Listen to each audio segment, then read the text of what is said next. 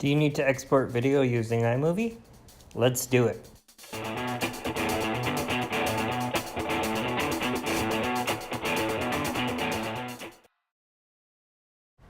Tap your project to open it, then tap on Edit.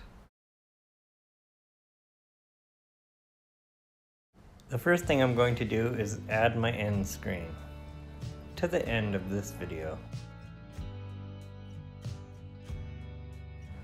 I'll tap the plus sign, tap on Video, Recently Added,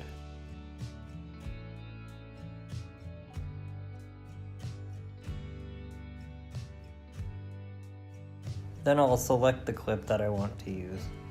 Notice when I tap on the clip I want to use, I have three options: a plus sign, a play button, and three dots. The plus sign allows you to add the clip to the timeline. The play button will allow you to play the clip to make sure it's the right one before you add it. And the three dots give you more options that I'll get into in a future video.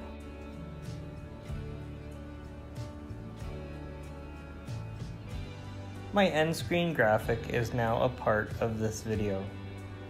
Next, I'll tap Done, then I'll tap the share icon and choose Save Video. Then choose the resolution. I like to choose the highest possible. Wait for the video to export. This may take longer depending on the length of the video. Don't close the app or switch between apps while this is happening. If you do, the video may not export properly. Once the export is done, you can find the completed video inside your videos library.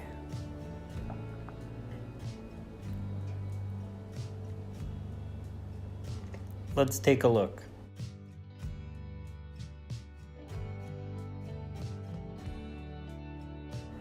To play the video, tap on the play icon. I love Mike's videos. Please subscribe to his channel for more tips, tricks, and tutorials. If you have a problem with any part of this process, leave a comment below so I can help you. Don't forget to click that thumbs up if you liked the video. Thanks so much for watching, and I'll see you in the next one.